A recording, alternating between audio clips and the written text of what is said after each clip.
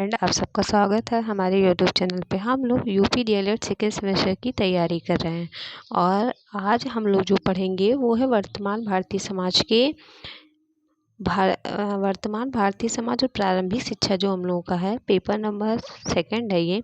इसके जो अति लघु प्रश्न हैं इनको पढ़ेंगे, क्योंकि ऑब्जेक्टिव क्वेश्चन हम लोगों ने कर लिया है पवन सीरीज के भी और राजन सीरीज के, इसलिए आज हम लोग अति लघु क्वेश्चन को पढ़ेंगे। अगर आप चैनल पे नए हैं तो प्लीज़ लाइक शेयर सब्सक्राइब कर लीजिए। अगर मैं आपको बताऊं थोड़ा सा एग्ज़ाम इसका पैटर्न कि कितने मार्क्स से कितने क्वेश्चन आते हैं, तो जो 5 नंबर इसमें 15 नंबर का ऑब्जेक्टिव क्वेश्चन आता है और 15 ही नंबर का वेरी शॉर्ट आता है, और आपका जो 20 नंबर का है ये लॉन्ग क्वेश्चन आता है। और अगर क्वेश्चन की बात करें तो इसमें 15 क्वेश्चन होते हैं 15 मार्क्स के, इसमें भी होते हैं 15 क्वेश्चन 15 मार्क्स।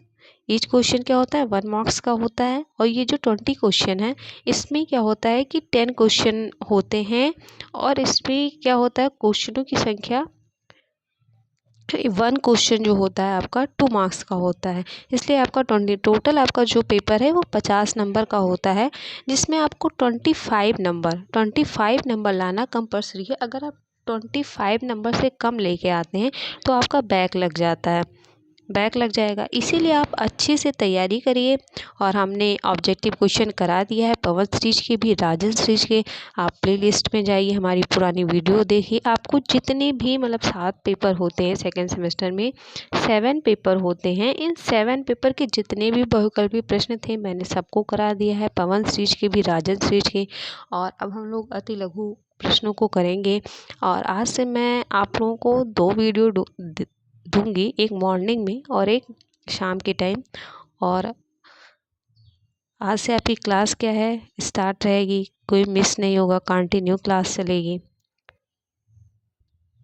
और आज का जो हम लोग का फर्स्ट क्वेश्चन है, अति लघु प्रश्न हम लोग पढ़ेंगे। हम लोग का जो फर्स्ट क्वेश्चन है, ध्यान रखिएगा कि कथन और निष्कर्ष से प्रारंभिक शिक्षा और नवीन प्रयास जो हम लोग का फर्स्ट पेपर है, इन दोनों में कथन और निष्कर्ष से बहुत क्वेश्चन पूछा जाता है।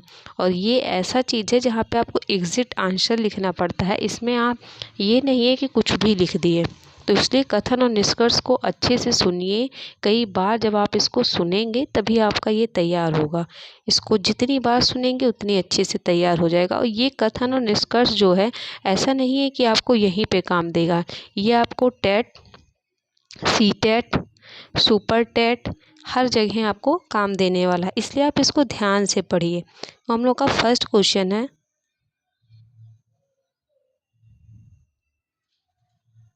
हम लोग का फर्स्ट क्वेश्चन क्या है कि अज्ञानी रहने की अपेक्षा जन्म न लेना ही अच्छा है। यह कथन किसका है? अज्ञानी रहने की अपेक्षा, आप अज्ञानी रहने की अपेक्षा जन्म न लेना ही अच्छा है। थोड़ा सा आप क्या करिए, को रिलेट करके याद करिए, इससे क्या होगा आप चीज़ों को भूलेंगे नहीं। क्या कह रहा है कि अज्ञानी रहने की अपेक्षा जन्म ना लेना ही अच्छा है। मतलब आप अज्ञान रहो, उससे अच्छा आप जन्म ही ना लो। तो यह कथन किसका है? यह कथन प्लेटो का है। किसका है? कथन प्लेटो का है। यह कथन किसका है? प्लेटो का है। अज्ञानी रहने की अपेक्षा जन्म न लेना ही अच्छा है। नेक्स्ट हम लोग का क्वेश्चन क्या है कि महर्षि वेद व्यास ने, किसने? महर्षि वेद व्यास ने शिक्षा के विषय में क्या कहा? जो वेद व्यास जी थे वो शिक्षा के विषय में क्या कहा? तो उन्होंने, महर्षि वेद व्यास का कथन है कि ज्ञान शिक्षा जीवन के सत्य का दिग्दर्शन है ही नहीं करता, प्रत्युत वह व्यक्ति को बोलना, चलना, व्यवहार करना भी सिखाता है। मतलब महर्षि वेद व्यास जी का जो कहना था कि ज्ञान से शिक्षा में केवल जीवन के सत्य का ही दिग्दर्शन नहीं होता है, उसके अनुसार व्यक्ति जीवन में क्या बोलना है, कैसे चलना है, ये सब चीज़ें भी करना सीखता है। नेक्स्ट क्या है कि शिक्षा शास्त्री टी रेमंड के अनुसार शिक्षा क्या है? किसके अनुसार? टी रेमंड के अनुसार। तो इनके अनुसार क्या शिक्षा थी? तो शिक्षा विकास का वह क्रम है जो बाल्यावस्था से परिपक्वता तक चलता है तथा जिसमें मनुष्य आपको आवश्यकता अनुसार धीरे धीरे भौतिक, सामाजिक और आध्यात्मिक वातावरण के अनुकूल बना देता है। आप इसको अपने शब्दों में थोड़ा लिख सकते हैं। कि टी रेमंड जी का क्या अनुसार कहना था कि जो शिक्षा का विकास का वह क्रम है जो बाल्यावस्था से, मतलब आप गर्भावस्था से निकले, बाल्यावस्था में आए, जब आपने स्कूली शिक्षा को ग्रहण करना शुरू किया, तब से लेके और जब तक आप परिपक्व नहीं हो जाते हैं तब तक कुछ ना कुछ आप सीखते ही रहते हैं। ऐसा नहीं है कि नहीं सीखते हैं। ये भी आप कह सकते हैं कि गर्भ से लेके कब्र तक शिक्षा क्या है, चलती रहती है, वोम टू टूम जाती है शिक्षा। ऐसा नहीं है कि हम लोग अभी जो सीख रहे हैं वो बाद में नहीं सीखेंगे, कुछ ना कुछ हम लोग हर डे सीखते ही हैं। ऐसा नहीं है कि नहीं सीखते। इसलिए टी रेमंड ने क्या कहा कि यह आवश्यकता अनुसार धीरे धीरे जिस प्रकार की हमारी नीड होती है। कभी कभी क्या होता है कि हम लोग को कोई कार्य नहीं आता है चलाना। देखिए, जैसे हम लोग जब छोटे रहते हैं तो हम लोग को चलना नहीं आता है, पहले हम लोग चलना सीखते हैं। फिर थोड़ा सा जब हम लोग बड़े होते हैं तो हम लोग देखते हैं दूसरा कोई साइकिल चला रहा है, तो हम क्या सोचते हैं कि हमको भी अगर साइकिल चलाना आता तो मैं आराम से स्कूल जा सकता था ना। तो स्कूल जाने के लिए हम लोगों ने पहले साइकिल चलाना सीखा। जब हम लोगों ने साइकिल चलाना सीख लिया, फिर हम लोग थोड़ा सा और बड़े हुए, कॉलेज में गए। जब कॉलेज में गए फिर क्या हुआ, हम लोग सोचते हैं कि हम लोग को कार चलाना आ जाए, बाइक चलाना है। ऐसे ही हम लोग अपनी आवश्यकता के अनुसार धीरे धीरे चीज़ों की जो हमारी नीड है वो धीरे धीरे बढ़ती रहेगी और हम उसके अनुसार अपनी चीज़ों को सीखेंगे, समझेंगे। ये किसने कहा था? तो ये टी रेमंड जी ने कहा था। नेक्स्ट हम लोग का क्या है कि शिक्षा के उद्देश्य की क्या आवश्यकता है। तो उद्देश्य एक पूर्वदर्शित लक्ष्य है जो किसी क्रिया को संचालित करता है अथवा व्यवहार को प्रेरित करता है। उद्देश्य मतलब शिक्षा के उद्देश्य की क्या आवश्यकता है, शिक्षा का उद्देश्य क्यों होना चाहिए। अगर आपके लाइफ में कोई गोल नहीं है तो आप कोई कार्य क्यों करेंगे। गोल होने के लिए ही आपको क्या करना पड़ेगा, वो चीज़ें पढ़नी पड़ेंगी। अगर आप लोगों का गोल डीएलएड पास करना ना होता तो शायद आप लोग वीडियो ना देखते मेरी, है ना। आप लोगों का गोल है कि मेरा डीएलएड में क्या हो, बैक ना लगे, है ना, बैक ना लगे। इसकी वजह से तो आप लोग देख रहे हैं। अगर आप लोग चाहते कि अरे छोड़ो मैं देख लूँगा बाद में, तो उन्हीं लोग का तो बैक लगता है। क्यों? क्योंकि उनका गोल कोई नहीं है। वो सोचते हैं हो जाएगा। अरे ये सोचते हैं कि किसी तरह हो जाएगा, तो किसी तरह उनका हो ही जाता है। अगल बगल से अगर उनको कुछ चीटिंग करने को मिल गया, किसी से पूछने को मिल गया, तो शायद 2-3 पेपर उनके निकल जाते हैं और बाद की जो बचे पेपर हैं उनका क्या होता है, बैक लग जाता है। लेकिन जो बच्चे अभी से पढ़ रहे हैं, पढ़ना स्टार्ट कर देंगे, वो अपने शिक्षा का एक उद्देश्य मानेंगे कि हमारा ये लक्ष्य है कि मुझे बीटीसी क्या है, अच्छे नंबर से निकालना है, बीटीसी अच्छे नंबर से निकालना है। उसके बाद मुझे टेट देना है, टेट देने के बाद मुझे सुपर टेट देना है और मुझे क्या बनना है, टीचर बनना है। तो जो अपना गोल बना के रखा है वो अपने गोल के अकॉर्डिंग चलेगा, पढ़ेगा, चीज़ों को समझेगा। बट बहुत से लोग ऐसे नहीं हैं। इसलिए कहा जाता है कि शिक्षा के उद्देश्य की, अगर उद्देश्य एक पूर्वदर्शित लक्ष्य है जो किसी क्रिया को क्या कर रहा है, संचालित कर रहा है अथवा व्यवहार को। अगर आपने गोल को बना लिया, आप उसके अकॉर्डिंग कार्य को करेंगे तो आप अपने लक्ष्य को क्या करेंगे, प्राप्त करेंगे। नेक्स्ट क्या है कि स्वस्थ शरीर में ही स्वस्थ मस्तिष्क होता है। यह कथन किसका है? तो यह कथन अरस्तु जी का है कि अगर आपका दिमाग स्वस्थ रहेगा, आपका शरीर स्वस्थ रहेगा, तो आप शिक्षा को अच्छे से ही प्राप्त करेंगे, क्योंकि स्वस्थ शरीर में ही स्वस्थ मस्तिष्क होता है। अगर आपकी हाथ पैर, आपकी आईज एयर, ये सारे मूवमेंट्स अगर आपके अच्छे हैं, आप सक्षम हो अपने दोनों हाथ पैर, अपनी आँखों कानों से, तो क्या होता है, आपका डेवलप जल्दी होता है। क्यों? क्योंकि आप मानसिक रूप से, फिजिकल रूप से आप क्या हैं, डेवलप हैं। अगर आप इन चीज़ों से डेवलप हैं तो आपका विकास तेज़ी से होगा। हाँ, कुछ बहुत से ऐसे लोग हैं जो इन सब चीज़ों से थोड़ा मार खा जाते हैं, तो ऐसा नहीं कि उन लोगों का विकास नहीं होता, उन लोगों का विकास और भी अच्छा होता है। बट उन लोगों के विकास में थोड़ा समय लगता है, उनको चीज़ों को सुनने, समझने, देखने, करने, इन सब चीज़ों में ज़्यादा समय लगता है। इसीलिए अरस्तु जी ने कहा था कि स्वस्थ शरीर में ही स्वस्थ मस्तिष्क का क्या होता है, विकास होता है। नेक्स्ट हम लोग का क्या है कि ज्ञान ही स्वर्ग तक की उड़ान में पंखों का आधार है। यह कथन किसका है? तो यह कथन शेक्सपियर का है। यह कथन किसका है? शेक्सपियर जी का है। नेक्स्ट हम लोग का क्या है कि शरीर, मस्तिष्क और आत्मा, इन तीनों का उचित और सामंजस्यपूर्ण मिश्रण पूर्ण मनुष्य के निर्माण के लिए आवश्यक है और शिक्षा की सच्ची व्यवस्था का आधार है। यह कथन किसका है? तो यह कथन महात्मा गांधी जी का है। महात्मा गांधी जी ने कहा था कि शरीर, मस्तिष्क और आत्मा, इन तीनों का उचित, अगर आपकी बॉडी अच्छी है, आपकी बॉडी अच्छी है, आपने देखा होगा कि बहुत से लोग बॉडी से हिट फिट हो जाते हैं, अच्छे से डेवलप हो जाते हैं, बट उनका क्या होता है, मानसिक विकास नहीं होता है। मानसिक विकास ना होने के कारण उनका क्या होता है, डेवलपमेंट नहीं हो पाता है। वो दिखते तो अच्छे खासे हैं बट उनकी हरकतें बच्चों वाली रहती है। तो अगर बॉडी का, मस्तिष्क का और आत्मा, इन तीनों का अगर अच्छे से सामंजस्य हो गया तो आप किसी भी चीज़ की प्राप्ति कर सकते हैं। नेक्स्ट हम लोग का क्या है कि शिक्षा के वैयक्तिक उद्देश्य को संकुचित अर्थ क्या है? आत्म अभिव्यक्ति अथवा बालक की शक्तियों का सर्वांगीण विकास।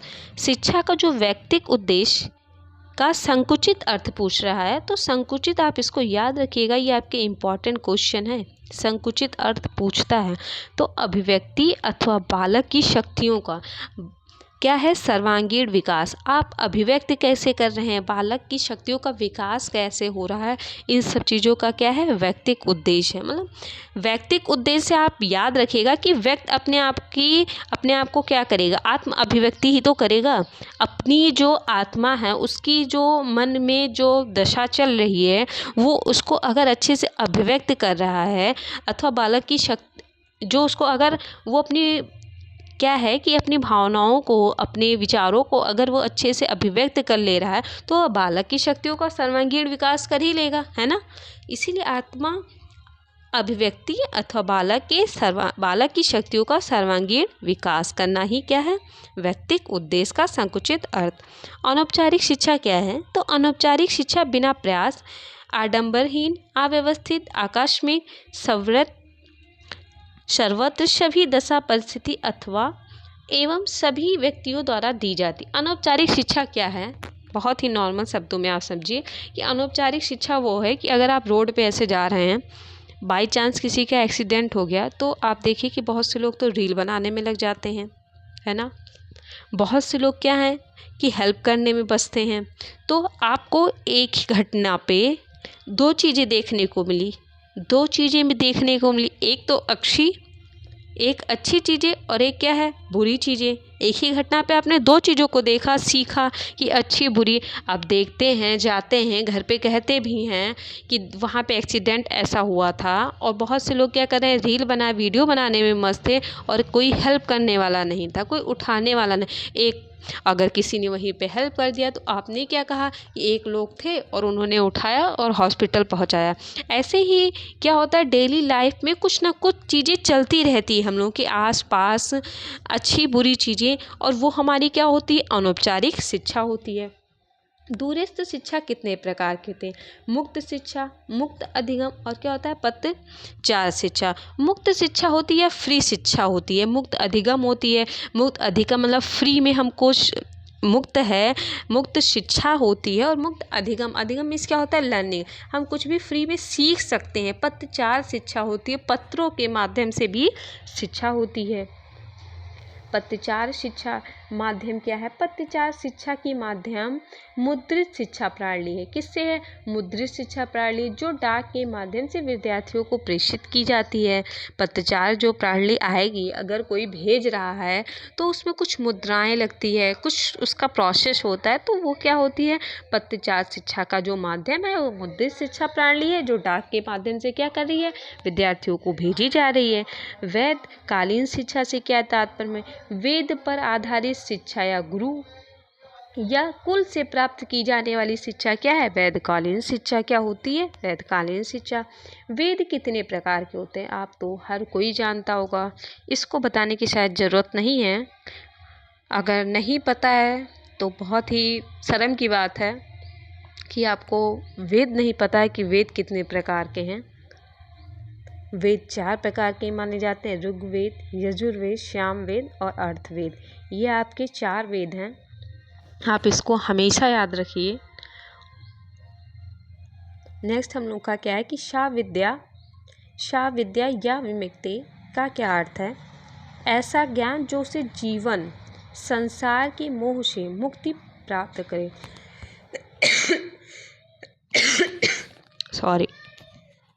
शा विद्या या विमुक्ति क्या क्या अर्थ है? तो ऐसा ज्ञान जो उसे जीवन में संसार के मोह से मुक्ति प्राप्त करने में सामर्थ्य बना दे। ज्ञान ऐसा होना चाहिए कि ऐसा नहीं कि आप कुछ चीज़ों में उलझे रहें। हाँ, ज्ञान ऐसा होना चाहिए कि जो आपको संसार के मोह से क्या करे, मुक्ति प्राप्त कराएं। आप भगवान की पूजा पाठ में लगे, इन सब चीज़ों के प्रति भी आपका क्या हो, रुचि हो। ऐसा नहीं कि सारा दिन रील्स देखने में जाए आप लोगों का। प्राचीन भारतीय शिक्षा प्रणाली को गुरुकुल शिक्षा क्यों कहा जाता है? यह शिक्षा गुरु या घर या कुल से प्राप्त होती है, इस कारण इसे क्या कहा जाता है, गुरुकुल शिक्षा। गुरुकुल शिक्षा क्यों कहा जाता है? क्योंकि गुरु के घर या कुल से प्राप्त होती है, तो ये शिक्षा क्या हो गई है, गुरुकुल शिक्षा। नेक्स्ट हम लोग का क्या है कि प्राचीन काल में एक वेद के ज्ञाता को क्या कहा जाता है? तो एक वेद के ज्ञाता को क्या कहा जाता है, स्नातक कहा जाता था। क्या कहा जाता था, स्नातक कहा जाता। एक वेद के ज्ञाता स्नातक, दो वेद के ज्ञाता को वासु कहते हैं। नेक्स्ट क्या है कि प्राचीन काल में दो वेदों के ज्ञाता को क्या कहते हैं? तो दो वेदों के ज्ञाता को हम लोग वासु कहते हैं। तीन वेद के ज्ञाता को रुद्र कहते हैं। एक वेद के ज्ञाता को हम लोग क्या कहते हैं, स्नातक कहते हैं, स्नातक कहते हैं। दो वेद के ज्ञाता को वासु कहते हैं। तीन वेद के ज्ञाता को रुद्र बोलते हैं। क्या बोलते हैं, रुद्र बोलते हैं। प्राचीन काल में चारों वेदों के ज्ञाता को कहा जाता है, चारों वेदों के ज्ञाता को आदित्य कहा जाता है। क्या कहा जाता है, आदित्य कहा जाता था। क्या कहा जाता है, आदित्य कहा जाता है। वैदिक शिक्षा में 5 वर्ष की अवस्था पूर्ण करने के बाद जब गुरुकुल में प्रवेश लेता था, तब कौन सा संस्कार किया जाता था? तो यह संस्कार चूड़ाक्रम संस्कार है। क्या संस्कार है, कौन सा, चूड़ाक्रम संस्कार। गुरुकुल में प्रवेश लेने के लिए भेजते समय कौन सा संस्कार किया जाता था? तो यह संस्कार आपका क्या था, उपनयन संस्कार। यह आपके ऑब्जेक्टिव क्वेश्चन में भी पूछता है, इसलिए आप इसको याद रखिएगा। क्या बोलते हैं, उपनयन संस्कार। उपनयन का शाब्दिक क्या अर्थ है? उपनयन का शाब्दिक अर्थ है गुरु के पास ले जाना। उपनयन का शाब्दिक अर्थ क्या है, गुरु के पास ले जाना। विद्यार्थी के जीवन की समाप्ति पर कौन सा संस्कार होता है? समावर्तन का संस्कार होता है। कौन सा संस्कार होता है, समावर्तन का संस्कार होता है। नेक्स्ट हम लोग का क्या है कि डॉक्टर आर के मुखर्जी बौद्ध शिक्षा के विषय में क्या कहा है? बौद्ध शिक्षा के विषय में क्या कहा है डॉक्टर आर के मुखर्जी ने? तो डॉक्टर आर के मुखर्जी के मत में बौद्ध शिक्षा प्राचीन ब्राह्मणीय शिक्षा प्रणाली का एक परिवर्तित रूप कहा है। क्या, बौद्ध शिक्षा प्राचीन प्रणाली का क्या कहता है, एक रूप उन्होंने कहा है। नेक्स्ट हम लोग का क्या है कि बौद्ध शिक्षा की शिक्षण विधि क्या है? तो यह शिक्षण विधि क्या है, मौखिक विधि है। कौन सी विधि है, मौखिक विधि है।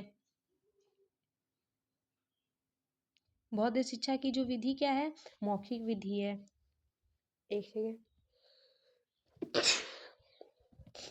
इस्लाम धर्म में शिक्षा का क्या महत्व है? इस्लाम धर्म में शिक्षा का विशेष महत्व है। मोहम्मद साहब कहा करते थे कि दान में सोना देने की अपेक्षा बच्चे को शिक्षा देना श्रेष्ठ है। दान में सोना देने से अच्छा क्या है कि बच्चे को शिक्षा देना श्रेष्ठ है। ये किसने कहा, इस्लाम धर्म। मोहम्मद साहब ने क्या कहा कि दान में सोना देने की अपेक्षा शिक्षा देना श्रेष्ठ है बच्चे को। हुमायूंनामा किसने लिखा था? बाबर की पुत्री गुलबदन बेगम ने हुमायूंनामा लिखा था, जो एक श्रेष्ठ ऐतिहासिक ग्रंथ कहा जाता है। मकतब में प्रवेश की आयु क्या होती है? तो मकतब की जो प्रवेश की आयु होती है 4 से 5 वर्ष की होती है। प्रवेश के समय कौन सा संस्कार किया जाता है? प्रवेश के समय बिस्मिल्लाह संस्कार किया जाता है। इसमें बालक 4 वर्ष 4 माह और 4 दिन का होता है। इसको आप अच्छे से याद रखिए, ये इंपॉर्टेंट क्वेश्चन है, ये आपको पूछ सकता है। नेक्स्ट हम लोग का क्या है कि किस शिक्षा शास्त्री ने कहा कि शिक्षा मनुष्य के पाश्विक प्रवृत्तियों में ऊंचा उठाने का कार्य करता है? तो यह कथन अरस्तू जी का है। किसका है? अरस्तू जी का है। चलिए आज की वीडियो में इतना ही। और अगर आप चैनल पे नए हैं तो प्लीज़ लाइक शेयर सब्सक्राइब ज़रूर करें।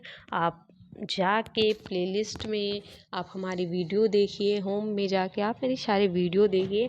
अगर आप अभी से अपनी तैयारी शुरू कर देंगे तो आप लोगों का बैक नहीं लगेगा। धन्यवाद। मिलते हैं हम लोग नेक्स्ट वीडियो में।